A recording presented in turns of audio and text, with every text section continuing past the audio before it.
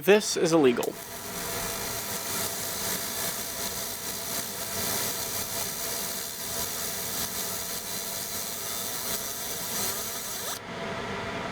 If you're doing it with fraudulent intent, which gives us enough of a legal gray area to operate in so that we can deface these coins and make them more valuable and sell them. I recently got in touch with the Atlanta FBI office. I was asking them about the legality over this project in specific. I have a little notebook that has a list of dream projects on them, and most of them are roadblocked by, tooling, if not money, but this one specifically is pretty much illegal. It involves defacing coins with the sole intent to sell them, which anyone can understand is illegal. Yet it's being done every single day, and honestly, very popular places like Disneyland, even museums in Washington, D.C. are doing this specific thing. So United States law prohibits fraudulent alteration and mutilation of coins, which even includes cleaning, which is what you're seeing right now, because someone with a fiber laser like myself could very easily polish specifically dated coins and lie about their condition to falsely increase their value, which indeed is fraudulent intent. Now, the Atlanta FBI office was incredibly chill when I called them, but also not very helpful.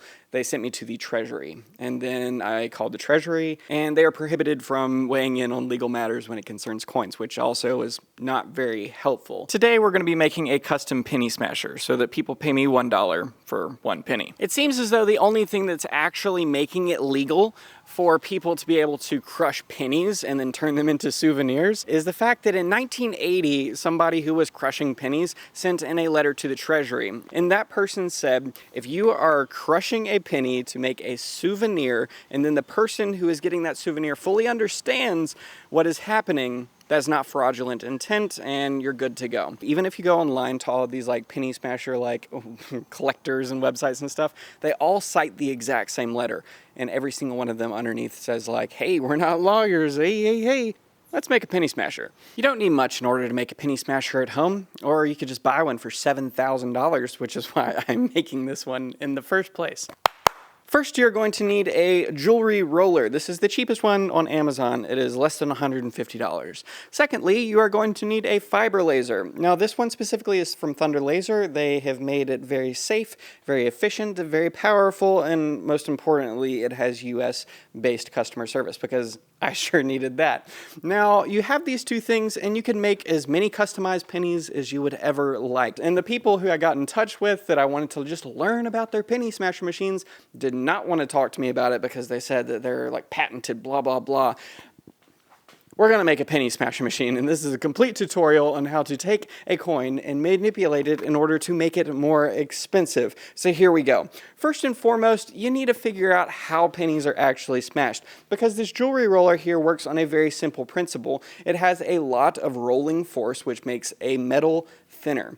Normally, a jeweler will take gold or silver, copper, brass, who cares, non-ferrous metals, and they will feed it through this in order to make the bar thinner or even create wire out of that metal itself. The process is very simple. You take the thick metal, you make the gap between the two rollers thinner than the metal thickness, and it will flatten it, which is great, but it is not great for smashing pennies, because in order to get the final result, you have to run it through the mill multiple times, which you can only run a penny through a penny smasher once, because if you make the impression on it every single time, it is not going to come out crisp and clean, and especially not the length of the penny that you're looking for.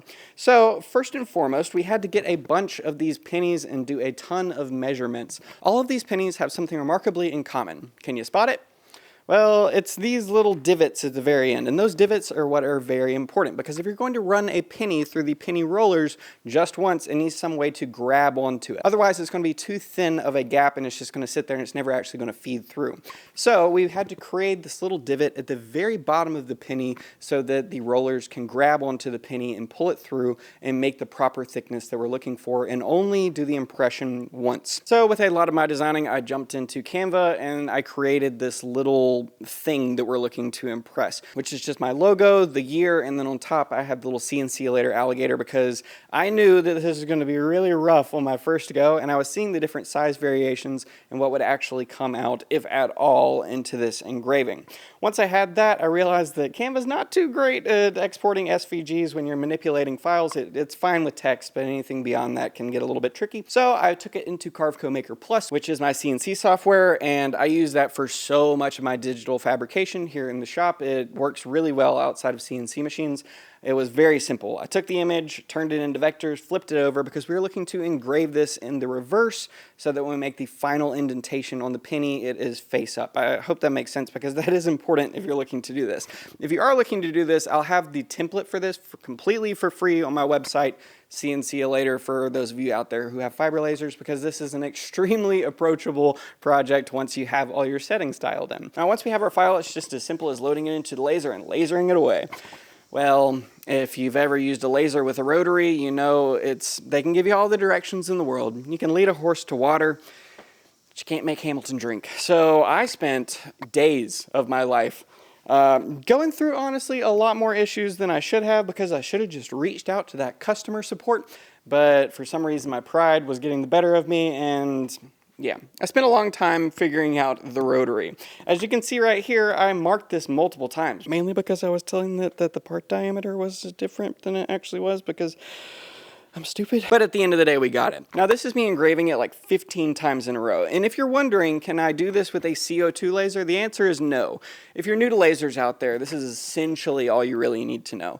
There's diode lasers, which are by far the cheapest. They're the easiest to get into. They're going to be the slowest, and you're mainly going to kind of engrave on wood. Then a step up from that is going to be CO2 lasers. That is the source of the laser, and once again, you're mainly going to be around wood. You're going to be able to do acrylic very quickly, very precisely. The majority of lasers that you see out there in the maker community, those are CO2 lasers.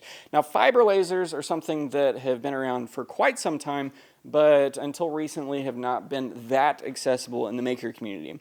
The reason that a ton of people don't have fiber lasers is because there's not a ton of use cases that are just flat out in front of people. When you see like a CO2 laser, you're like, oh, I can make X, Y, and Z. Fiber lasers, getting into metal seems like a big step up, which is why in September during my Make Timber series, I'm going to have a complete video dedicated to fiber laser projects, which anybody can do. Super excited about that. But specifically for this project, you need a fiber laser because the fiber laser is vaporizing the metal, which is something that a diode laser or a CO2 laser are not going to be able to do, and a fiber laser is needed for this project. Which is where the sponsor of this video comes in, Ornablinks. Regardless if you have a diode, CO2, or fiber laser, you can now make metal ornaments. It works on the exact same principle as Yeti tumblers do, except this is completely flat. Create your own unique design to give to family and friends, or even create your own business off of. Later this year, I'm going to be making a video specifically about Ornablinks and how I'm going to be using them to generate income for my shop. If you're interested in learning more, you can go ahead and check out the link in the description where I also have a coupon discount code. Thank you very much, Ornablinks, for sponsoring this video. Let's get back to it. I put the jewelry roller back together, and I didn't really fiddle with the thickness that I thought it was going to be or anything. I just wanted to put a penny through it. And I've got to tell you, putting that penny, feeling it getting grabbed by like the little divot at the bottom, seeing it go through, and then out on the other side, and it actually worked. Even thinking back on it, the same level of excitement is filling me. I spent so many years of my childhood, every time we would go somewhere on vacation, looking for these penny smasher machines and thinking like, oh, where's a new penny that I can get? There are websites dedicated to people who have mapped out the entire United States and where every single penny smasher machine is, because it is such a niche, weird machine out there. It's certainly not accessible for the majority of people in the world to be able to create their own. And that's why I think this is such a huge deal, is because for $150, and yeah, fiber laser as well, but for $150, you can buy something and make your own at home. Like events or conventions out there, somebody can order one of these from a maker on Etsy. If you have a fiber laser out there, this, like I said, is so approachable, and you can customize pennies. No, it's not going to come with a cabinet and be able to like put it in there and accept the money. It's one of those things you're going to have to sit there and do with people manually, but that's a lot of the fun as well. If you're just sitting there loading up the penny and allowing other people to smash it, people will gladly give you $1 for this penny, especially if it is something that they can't find anywhere else. For my keen-eyed viewers, you've already noticed one thing that I haven't mentioned, and let's get into that. So these are removable and they are hot swappable. And you might say, well, Hamilton, why don't you just laser engrave on that? And it's because this specific machine does not come with 2 of these that are flat. So if you were to laser engrave the design specifically on top of this, it wouldn't go through because this is ribbed. So it wouldn't make the flatness that you're looking for. So for the last 3 weeks, honestly over a month at this point, I've been talking with Viver, and they have sent me out an additional 4 of the flat ones. But this is direct from China. It arrived in a DHL package. This is not something that you can just go onto Amazon and order. So if enough of y'all out there are looking to make this and also complain like me, maybe eventually they'll add that as a separate thing that you can buy. Because right now I'm having to dedicate an entire jewelry roller to one specific design. But if they offered to just buy this, the customer could buy the jewelry roller, get it sent to their house, which dramatically reduces shipping, and then you could just engrave one of these. They could put 2 of them, one on top and then a blank one down on bottom, and you would get the entire penny smasher experience, but on the outside. There's a ton of benefits to it, obviously, but this is like a month after I've shot this entire video, so I had to add this in because I knew that some people were going to ask about this, and I think we're just going to have to complain in order to make that a possibility. Let's get back to green screen ham. When I started this project months ago, I had no idea how long it was going to take to be able to dial in this process that now in an afternoon I could easily laser on a new design. Like I said, could put this up on Etsy. This service is available and sell this for $800. And you might say, hey, well, Hamilton, it was $150. You would sell it for $800?